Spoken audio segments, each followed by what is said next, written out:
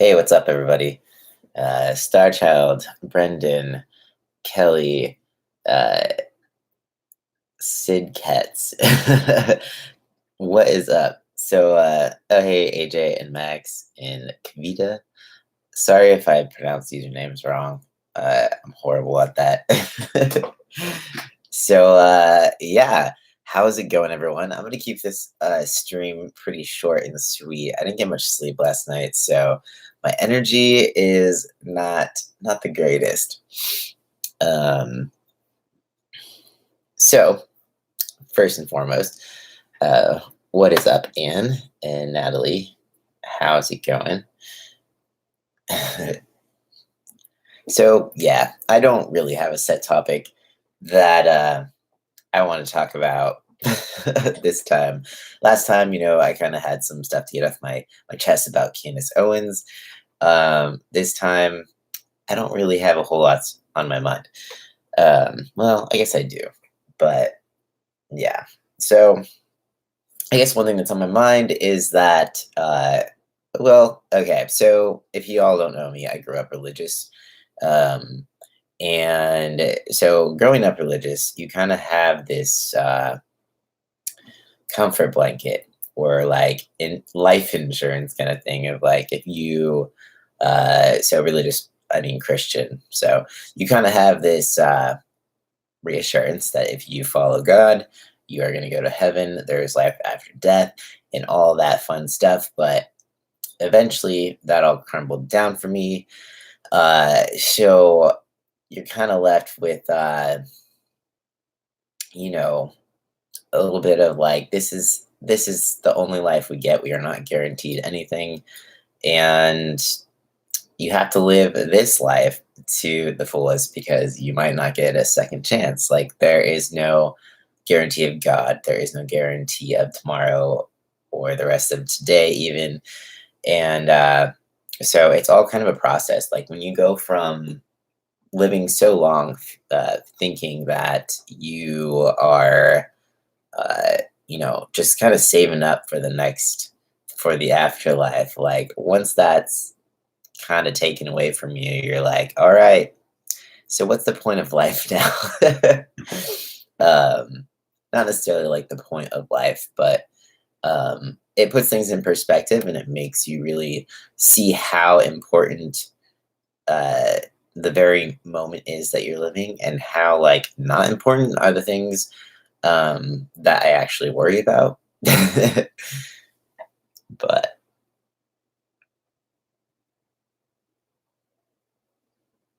just finished Jameril Stewart's video, Perfect Timing. I don't know who that is. Who is that?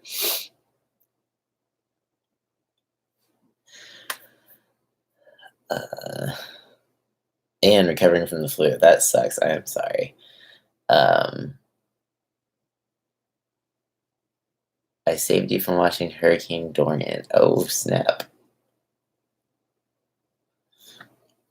I'm very happy that I am not in Florida currently. Let's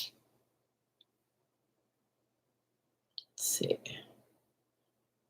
What should your first packer be? If you go on FTM Essentials, they have a packer for like $9 or something like that, I think.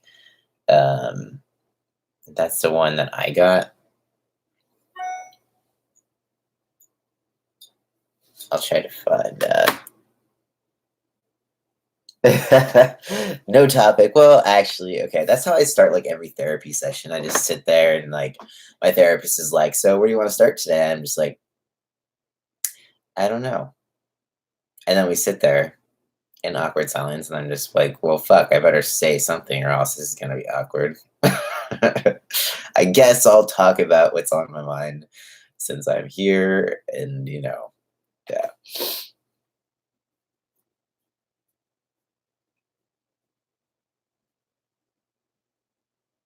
Oh man, that hurricane anxiety would be definitely really high for me.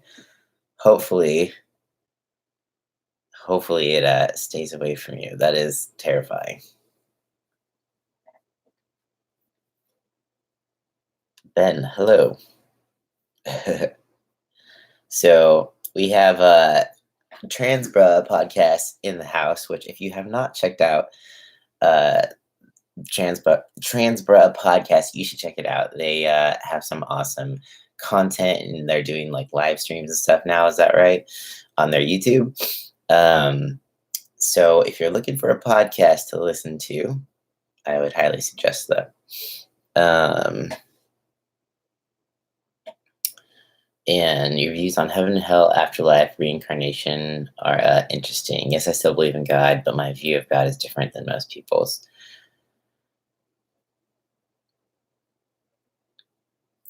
Um, I think in a certain extent, like everyone kind of comes to their own definition of God. Like, to me, I feel like my definition of God is like everything that's good in the world, which is very opposite. I feel like sometimes, people tend to associate God with like the bad or the punishment or the judgment.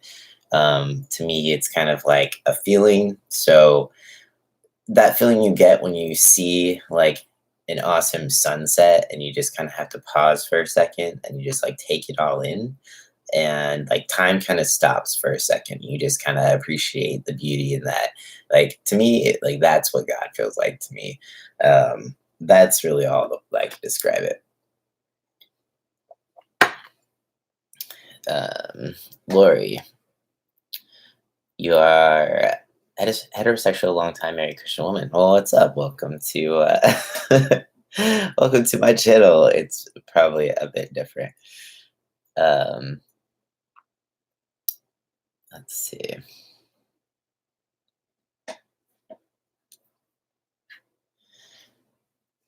Transbrow live streams. Yes. Okay. Awesome. I haven't caught any of your live streams yet, but I do want to. And anyone else should go subscribe to Transbra and get some good podcast episodes going on. Um, Sam X, thank you. That is very sweet of you. Brendan, did your family ever use religion against you? I wouldn't say it was like against me. It was more like it's just what I grew up in.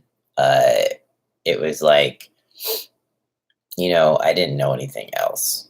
So, um, indoctrination much, yeah. But like, I don't I think they're just wanting to do the best for me that they knew of, which is religion. Um, have I thought of being an advocate for the LGBT community or running for public office? You'd be awesome. um, no, I mean, like, I try to do what I can just via YouTube or locally. I've been on some patient advisor projects for like my medical group that I worked with my doctor and stuff like that. So I've done like a little bit of stuff locally, nothing huge. Um, but as far as running for public office, oh man, probably that. I mean, never say never. But have I seen Transmilitary yet? I have not. What is that about, and how do I see that? Um, Jim Rat, you joined my Patreon. Love the information. Oh, thanks. I appreciate it. Also, I always butcher the word Patreon. I read Patreon, that's why I said but yeah, Patreon. Anyone who has joined my Patreon or is here from Patreon, thank you so much. I appreciate the community and reading my blogs, and I hope that it is helpful for you as well. Uh, yeah, it's been good times. And let's see. Yeah, tomorrow I am putting out a blog on my glandsplasty. I'm at that point where my penis gets a head. So if you want to see that, I'll be writing that for tomorrow. Um, oops, missed some questions up here.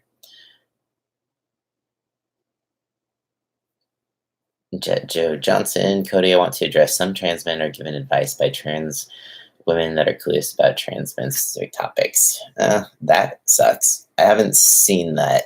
I definitely wouldn't be giving advice to trans women just because I don't know enough about their transition. So that seems kind of weird that they would give advice to trans men if they didn't know what they're talking about. I don't know the situation specifically that you're talking about, but yeah. Jules Fortag. Hi, Cody. I have a question about phalloplasty. How many stages of surgery did you receive altogether so far? I have an option of getting stage one and two separately or together and still trying to decide. So I had stage one was a big one. So I had the phallus creation, scrotoplasty, vaginectomy, urethral lengthening. So that was a lot going on at once.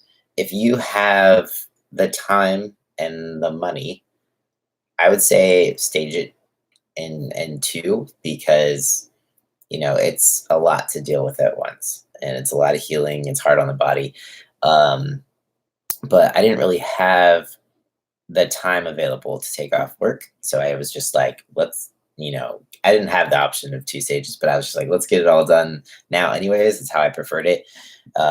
So it was a lot at once for sure. But I don't know about. I know some doctors stage it differently because they think that it has a lower complication rate. I'm not sure on like the actual truth to that. I don't know if they're actually sure the actual truth to that, but generally it's just less intense, and rather than having it all together at one time. Um, Max Day, I'm an NC. Do you know any doctors that have hormone blockers? I don't know anything about North Carolina, unfortunately, but you could either try to get in touch with like your local gender or LGBT center, or you can Google anything pertaining to um, trans health, and then type in like your city or anything like that. That's what I would do personally. Um, let's see. Natalie, thanks for stopping by real fast. um, Krista, hey, I have a question for you and other trans people on the live tonight. My husband is in the hospital currently, and we had an awful incident with a doctor last night yelling across the ER about how this is the wrong chart because the chart is for a woman and this is a man. There was more than that, but I'm curious how you have or do deal with these incidents. That's a pretty horrible incident if he's like yelling across the room. He's definitely, I think my question would be, how did he handle the situation after he figured out that it was the right chart? That would be more telling for me to know how to handle the situation.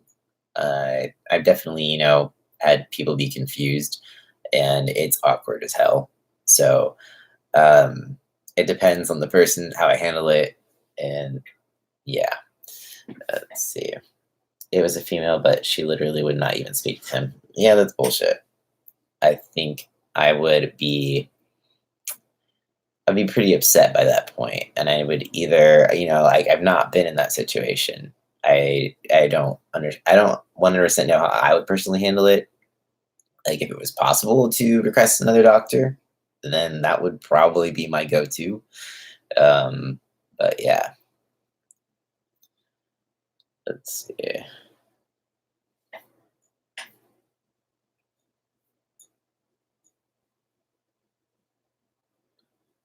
Okay, I'll have to check out the transgender military documentary. I I didn't know that it existed, so now I know. I'll check it out.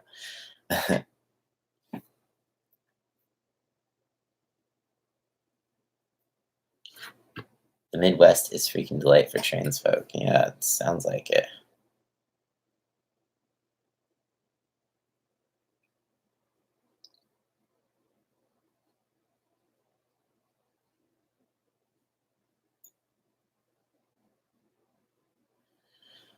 Uh, what was the process for my name change like? Was it long and or expensive? Um, so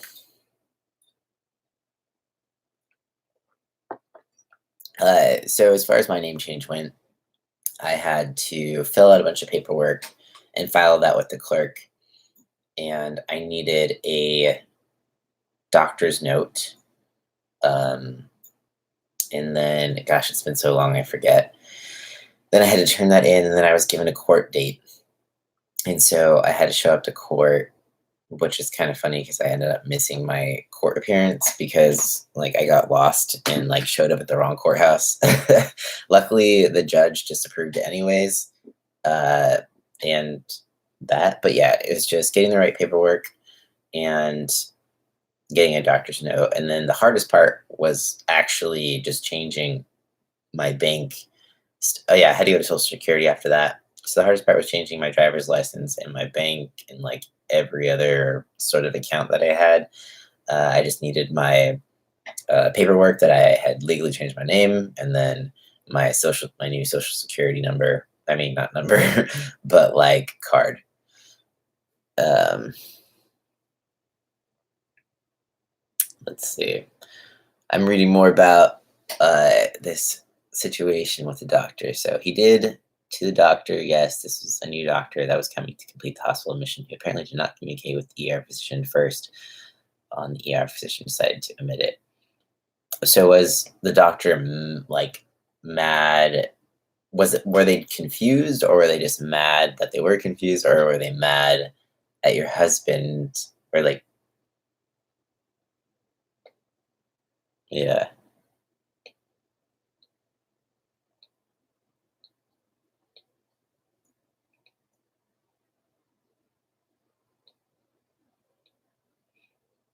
Yeah, generally with the doctors that I've come across or nurses where I've been misgendered, they've still like, I don't know. I've not gotten to the point where I've had to be like super like, okay, I need a new doctor. Um, in like an emergency situation. I've gotten a second opinion. Basically, I've gone to someone else because I didn't feel comfortable with a doctor. But yeah,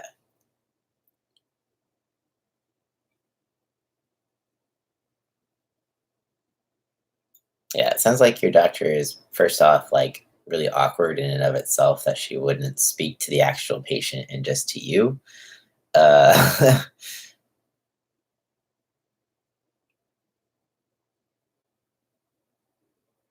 yeah.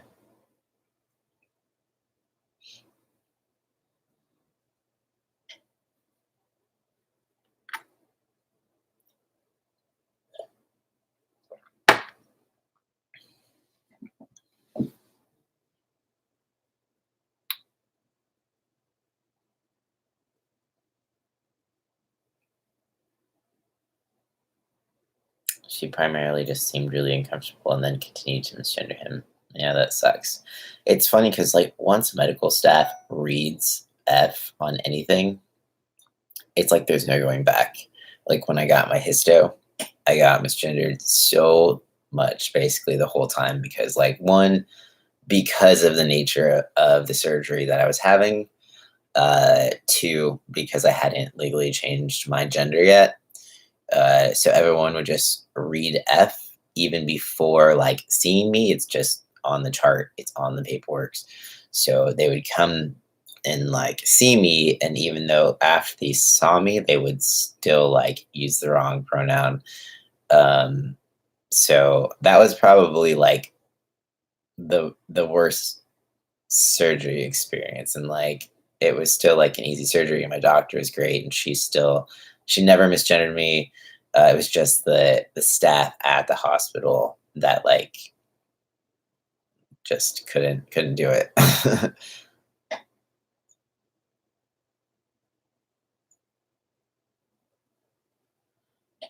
Oh, thank you. About the haircut. Yeah, I did finally get my haircut.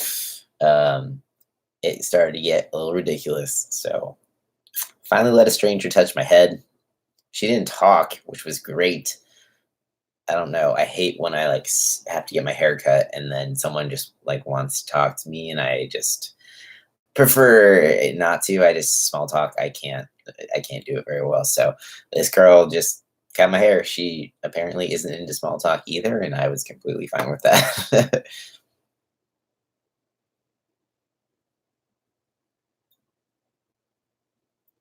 Wow. So this doctor sounds like she literally was clueless. She didn't know what gender dysphoria was.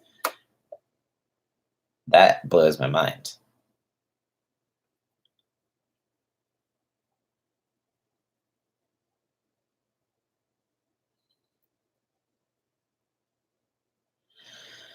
Uh, Lori, would you ever want to discuss the whole transgender situation with someone of a similar Christian background who wishes to understand more, build bridges? Yeah, most definitely. I've, I've done that a lot in person. I've not done it in uh, like a live or any sort of YouTube video or anything like that. But I have met with pastors. I have met with other Christians who um, are curious or are still kind of figuring out basically like if they're okay with trans people. And that sounds shitty. Um, but I'm here to educate and kind of hope I can like open minds a little bit and just show them that I'm just another person and nothing to be afraid of, basically. Because the image that is out there for a lot of Christians when it comes to trans people is not the best. It's either they're just kind of going off whatever they hear. It's whatever they've seen on TV, Jerry Springer kind of type stuff, and so if I get the chance to physically sit across from someone who wants to learn more about me, my experience in the trans community in general, I actually love doing that. That's like my priority.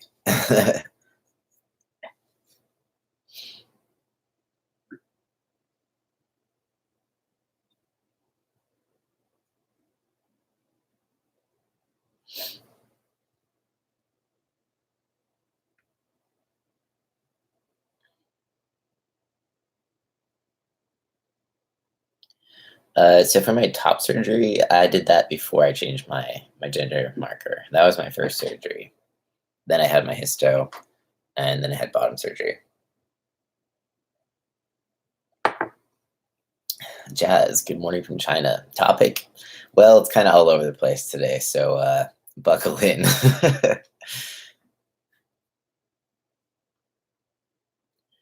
Do you mind if I ask why I didn't work with the girlfriend? Feel comfortable if you don't want to talk about it. Yeah, that's not something I'm going to discuss on the internet.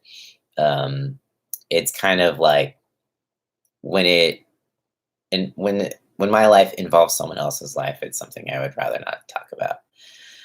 Um, Jason, hello.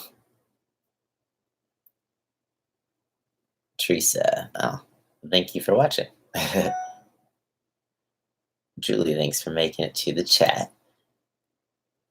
I recognize you from Patreon. um, Eric, how do you feel now that it is all over?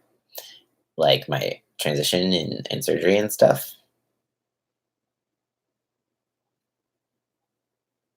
Keenan, what is up? Thanks for joining in. Um, Jason, thanks. You're sweet.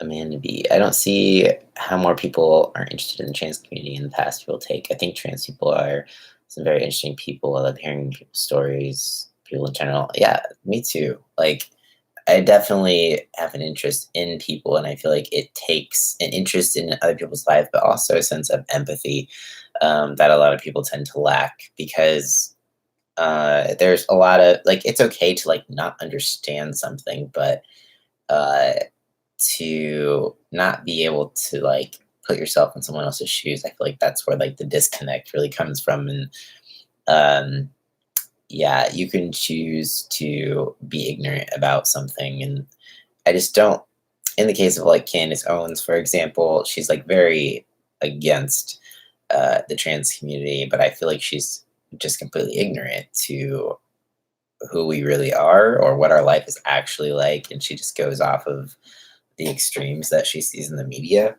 And that makes my blood boil because if you're going to speak on a topic every single time you get on the internet, you best know a little bit of information about it. um, Lisa Berry, we should have a really deep conversation. We should, because I prefer that. um,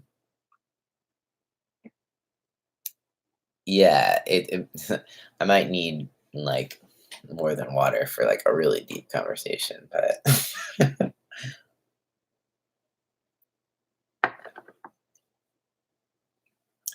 Teresa Stewart, thank you for the macros calculations video. That helped me a lot. Oh yeah, I'm glad that helped you. I'm glad you found that. I made that video a while ago, and people tend to ask me how to do the macros and stuff. And I did that video, but it was so long ago, people don't really find it anymore, where it just wasn't very popular. So YouTube's not really showing it to anybody. Um, Hit those Twitter topics. Well, yeah. I mean, what were those? I think Twitter topics were like women in sports, but we've already touched base on that in the last live stream, and then I talked about it a little bit in my last video. Um, Mars shots. Seriously, where's the alcohol? um, what's everyone's favorite drink? Like alcoholic. What's your drink of choice besides water?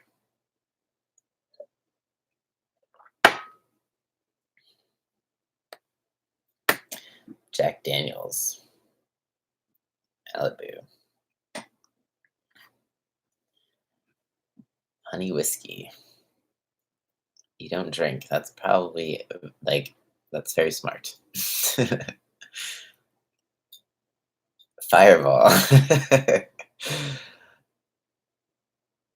Oh, there's two Fireball votes and Diet Coke. How's the anxiety workshop going? Oh, thank you for bringing that up. I totally like spaced. So it's actually going really well. I'm only like 27% into it. But so far it's really great because uh, so through the course so far, I've been taught basically more about anxiety, what it is, why it happens, how it's not bad. It's actually, part of survival and did us like a favor at one point in our lives. Um, my brain is just a little bit extra. But so then common thinking traps and how to like bring your brain from like worst case scenario to like reality so it helps sort out what is real, kind of getting out of common thinking traps and things like that. And of course, I'm only 27% in, and these are things that are going to take work. And so he gives like exercises to do to kind of get yourself out of those thinking traps. And yeah, it's things that I'm glad that I'm learning about because I never would have thought to do exercises or anything like that to like basically change my way of thinking. Like I'm always like, oh, I'm really anxious about this thing. It's fine. You're not dying. Like that sort of thing. But in the way that he presents it, he actually has you like write down like what the trigger is, like what you think is going to happen, what is the emotional consequence of that. And I'm kind of butchering it a little bit right now because I don't have my notes in front of me, but it's a lot more productive way of handling anxiety than I've ever handled it. Like I go to a therapist and I talk and I um, talk about my issues, and I'm sure she would give me, or she probably has given me exercise in the past. I'm just like, yeah, yeah, whatever. But like the way that this is outlined is structured how my brain like wants to grasp it because I'm a very structured person, and to have it visually in front of me, with written and videos and like things to write down, like to make that brain connection. Uh, it just is helpful for me because that's how my brain works. So it's been really helpful so far. I'm talking about anxiety, and you guys are all talking about tequila and coffee, Moscow Mule. Fireball is awesome, but it gives me horrid hiccups. No, I've never had that happen. Fireball is sweet. It tastes like a hot tamale. um, Fireball's like drinking hot balls.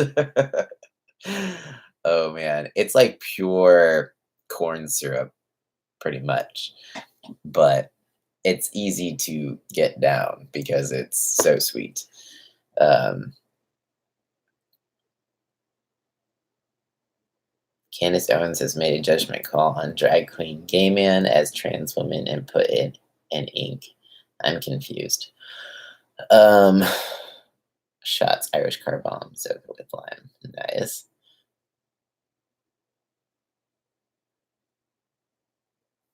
Last time, last time I drank, I made these shots that tasted just like juicy piece of chocolate cake. Oh, that's interesting. Alcohol, liquid cake. Um, Lori, love to chat more. I'm a Christian but concerned about legalism versus love in the final analysis. What would Jesus say? Yeah, so a lot, I feel like, of the church focuses a lot on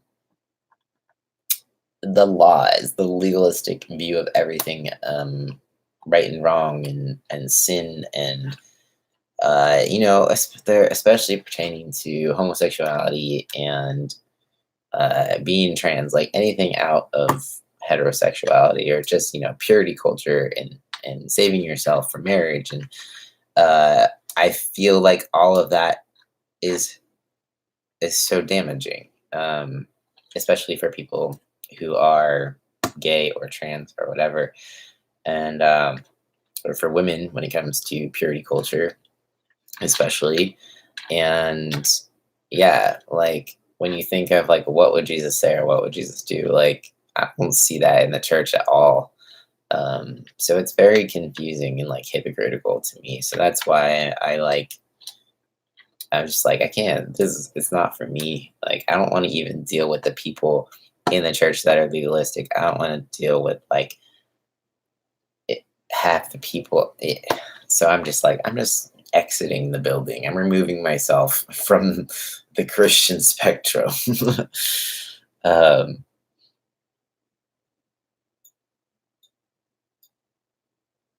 Trace. I've seen TED Talks on how to reinterpret the physical signs of anxiety, chemically, the hormone response, and even the physical response when you think about it are the exact same as joy and courage.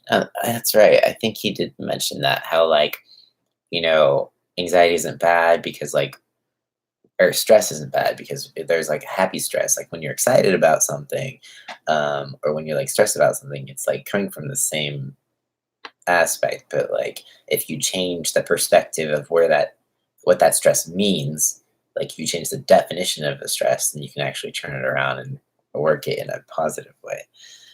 um, so the course itself is $300. I'm actually working on it right now, and um, he told me to see how I do with it, see how I like it, and then he can kind of give me a group discount code to give out to people. So because he's doing group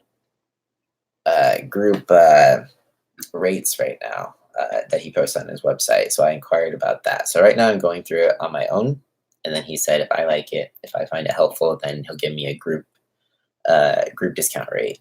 So so far it's been great. So I will keep you posted on that, on the group discount. um, let's see. Did I catch Blair's latest video? Whoa. About the drag queens. I think so. It's funny because I almost made a video about that specifically, um, before she did, but I was I was unsure. I asked a question on Twitter, and the Twitter question, I think you probably saw it, was like, "How do you feel about?" Let me ask you guys this. Let's talk about this. So I'm skipping everyone's questions from here on. I'm just talking about this. All right. So, how do you guys feel about Drag Queen Story Hour? If you don't know what it is, so drag queens go into public libraries and they read stories to children, in drag. So I don't know how to feel about it because I know that I come from like a more conservative background. So initially, I'm like, that's weird. I don't like drag is something that's usually for adults. I've, you know, I guess I'm just like, I don't. like, I'm afraid of clowns. Not to say they're clowns, but, like, there's a lot of makeup, going on, and, like, I feel like as a kid, I would look at the drag queens and be kinda scared, but maybe it's just me. But, I guess I wonder how that mix was created, like, who was like, "Drag queens reading to children, that's what we should do." Um, so I yeah, apparently there's some guy who's like a registered sex offender, who was a drag queen that was reading to children, and like that was the main issue. Um, so yeah,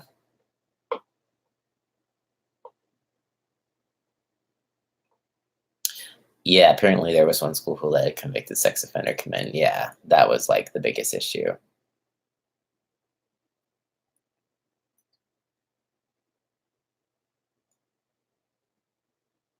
Drag queen performers are in clubs. Kind of weird to see how they went in schools or why. It's just a good idea to. That's what I was thinking. Um, yeah. So like, here's the thing. Um, I don't think it's the most horrific thing in the world because um, drag has been around for a long time and it is a performance art. But I guess I just don't see the significance in bringing it into a library for them to be reading to children. Like I understand, like it's okay to be different, celebrate who you are, uh, but I feel like there's different ways to do that outside of bringing drag queens in to read to kids because it kind of just gives uh, it gives conservatives like something to talk about. They also tend to lump like drag queens into the trans community, which like drag queens are not trans. There's a difference. Like it's a performance. Uh, this right here is not a performance. Like I'm not, at the end of the day, I'm not going home and like putting dresses on and going by a different name and pronouns. Like, um, but yeah, it's a tough one. I wouldn't ever would have imagined it would be a thing, to be real. So um, then I don't think it's necessary to teach children all these hot topics. Like let kids be kids, teach them tolerance, and they yes. So here's the thing. Um, I think they are. I mean, I don't have a kid, so it's hard for me to really super speak on the topic. But if I can speak from the perspective of my own, uh, as a kid, I wasn't paying attention to much besides just being like my brother. Like I wanted to play whatever my brother was playing. I wanted to play whatever sport my brother was playing. All I was focused on was keeping up with him and basically being the boy that I was and thought I was. So like already, holy shit, who is texting me? So I keep losing my train of thought. So like when I think of myself going in as a kid and being trans, like uh would I have loved to actually have the language for it at that time? Sure, but I wouldn't have actually needed to have the language for it up until like 10 years old. And I feel like they're teaching kids like real young. Um like the drag queen story hour thing. But right up until puberty, I would have like loved some information so I could have like known what the fuck was going on and not be so traumatized by puberty. But stuff before that is a bit unnecessary. Like just let kids be kids.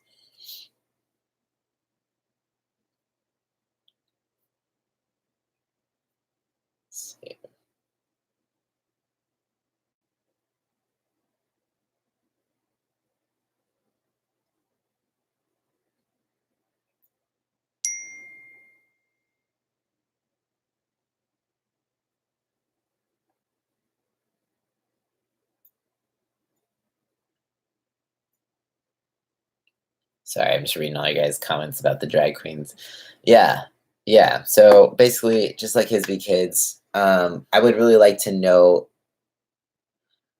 So when I look at the uproar from the conservative side, so activist mommy specifically is very much so focused on drag queen story hour. That's kind of her thing, that she's fighting.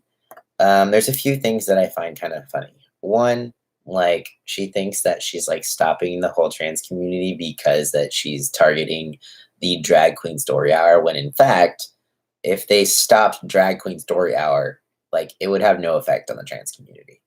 Uh, that's not our fight. We're not like, this is so important. We are fighting for the drag queen story hour. Um, like I wouldn't have even known it existed if she wasn't talking about it. Um, but I wonder, like, what the necessity is in it from the organization or whoever's putting it on. I feel like there's better ways. Like, why not bring in actual like trans individuals and just read them a story? Um, it like I wouldn't even be like disclosing the trans aspect of it. I mean, it's different. I don't know. It's just such a confusing, strange way to talk about diversity, um, or like being yourself. I just feel like there's so many different ways to do it, and that is not it. The drag in general is generally it's usually more an adult show because of the language and sexual content. Yeah, yeah, exactly. So like they're not really like supposedly performing drag, they're just reading stories, but still like um why?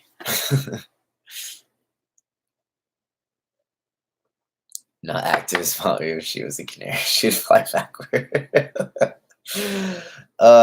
She is a piece of work for sure. Um I, she's hilarious because she's just not smart. um yeah. So let's put it in this perspective. If we were to recreate Drag Queen Story Hour into something not so bright and loud, um, what is a better approach to teaching about diversity to kids? I almost feel like it doesn't really need to be taught at that age. It's almost like if you just let them be, like, kids don't really know discrimination until they're taught that. Um, Kids don't know not to be themselves until someone tells them not to be. So we don't really need someone to come in and be like, you can be whoever you want. Like, just don't tell them that they can't be whoever they want. It's kind of a learned thing that we just like start hiding things. We start getting insecure and all those sorts of things. So it's just like, I don't know, when people were like, let's bring in the drag queens and we'll show people, or we'll show the children that they can be whoever they want, specifically the, the drag queens. Like, um, kids can be, well, like, look up to sports players or ballet dancers or whatever. Like, it, yeah. Has anyone heard of the 11-year-old drag queen Desmond is amazing? Yes, I have, and I have specifically also.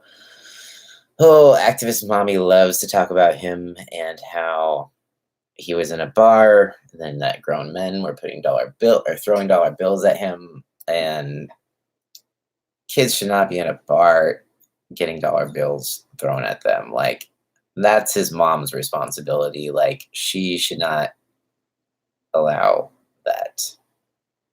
It's young. It's too young.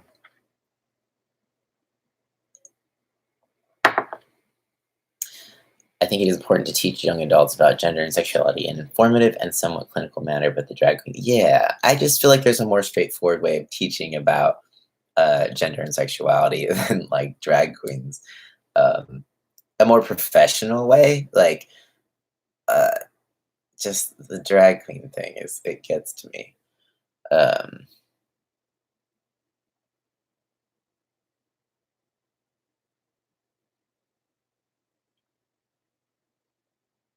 Looking back, it's really weird. How I had no idea about trans people in school. My schools had a huge LGBT population, but nobody about talked about the T. Yeah. Um, so like my request would be that not necessarily that we would like have to teach gender and sexuality to like kindergartners, but just don't teach against it. Like I grew up in a school that was very against the LGBT community. And I feel like it would have been even huge if there was just nothing said at all about it. We didn't have sex ed, so it was weird that we wouldn't learn about sex, but we would learn about homosexuality and how it was bad. And then, of course, there was purity culture. We were always taught like no sex, definitely no homosexual sex. This is what causes you to be gay. Do not go down that road. You are going to hell. So even if I would have been in an environment to where it wasn't seen as negative, even that would have gone such a long way. But when you are in an environment where it is sought out to be seen as sin, negative, bad, that's when the real damage occurs. So it's like it's almost like the pendulum is swinging from like one end to the other, like really, really fast. It's like, no, this is bad, to like, we're gonna like teach you everything about it and like more. um,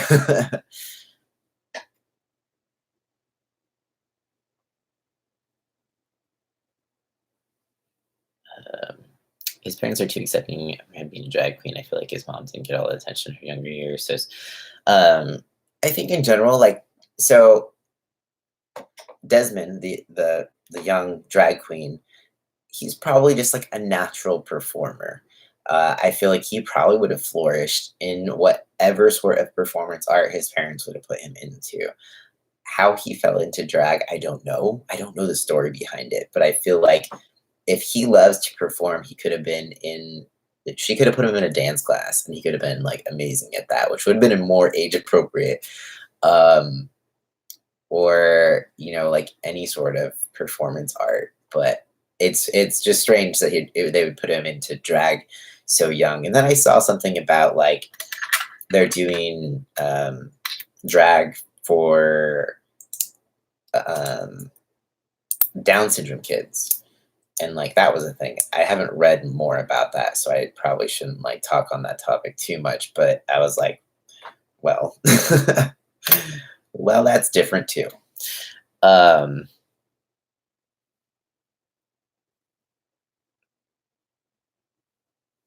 We'd love to see more middle school and high school groups fostering educational groups where young people could meet trans people and gain understanding for sure.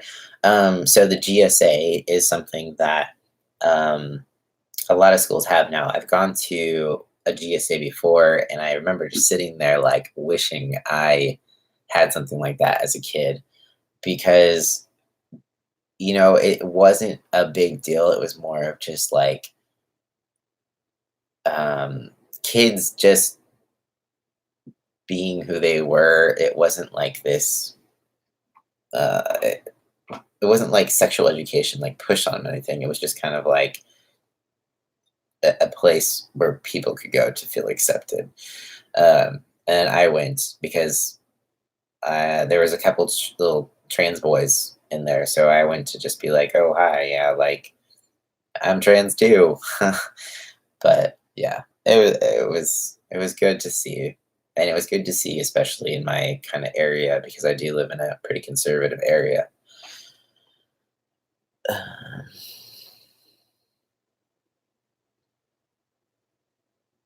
we need to teach younger kids to accept everyone if they are different as they grow older, ease in the gender and sexuality stuff. Yeah, for sure.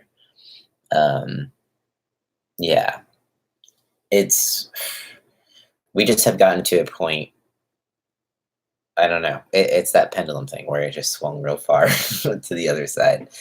Um, but I don't have kids, so it's hard for me to say what is appropriate and what is not. But when I just think of my own experience when I was younger, like I wasn't thinking about sex and gender or anything. I thought I was a boy and I was just trying to like basically be my brother because like that he was the coolest to me. Like I looked up to him and I wanted to keep up with him and compete with him and stuff like that. And that's what was on my mind. It wasn't like um, sexual spectrums or identities or anything like that. But like I said, if I could have learned that at around, age 10, 11, before puberty, that would have been great. Um, but before that time, I don't feel like it's necessary.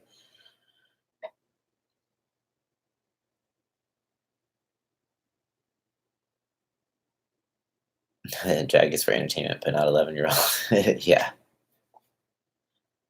Yeah, GSAs are great. So any school that does have a GSA, I think it's a good thing.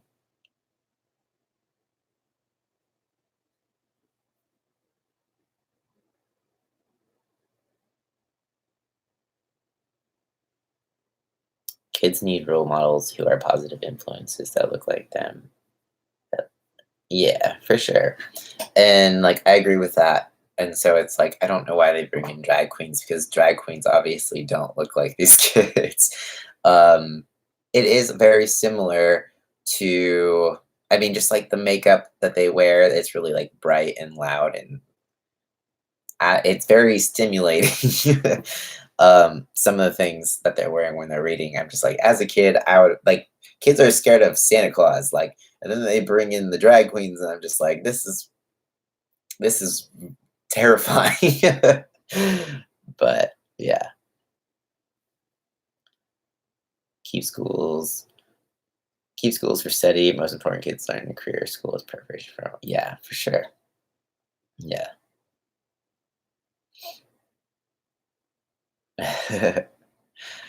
All right, guys. I've been here for about 15 minutes just talking about drag queen story hour now. Um, but yeah, I still I feel like we need to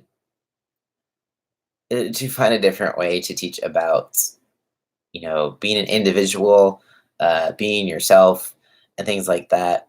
A lot of it does come down to like children learn from their parents what's okay, and sometimes parents don't do the best job in teaching their kids that they should be themselves and like be unapologetically themselves. Um, so it's nice when there is like an outside influence in that. Um, but I don't think that the drag queen story hour is the most productive way of doing so. I don't think it's the most appropriate way of doing so. I feel like they could do better. So I'm just gonna start my own story hour in a different way. No, I'm just kidding. I don't know, but yeah, it needs some work.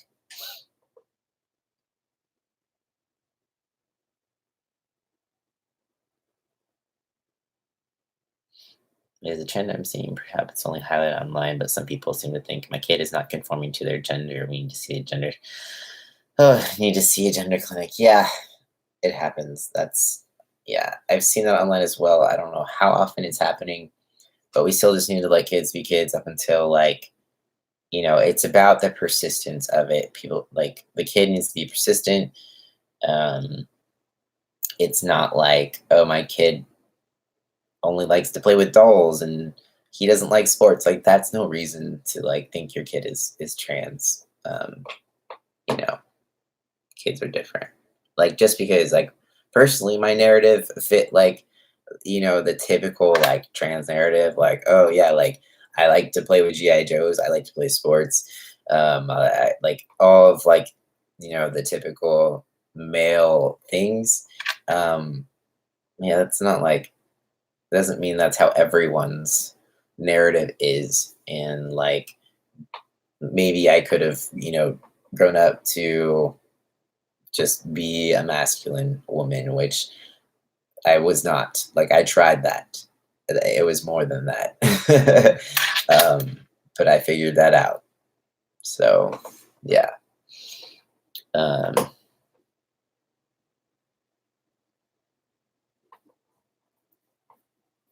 all right. So, anyways, I'm gonna go now. Sorry, guys. I kept rambling, but I will see you next Saturday, 7 p.m. If you have any topics you want me to touch on, either if it's for live streams or if it's for videos, damage control video.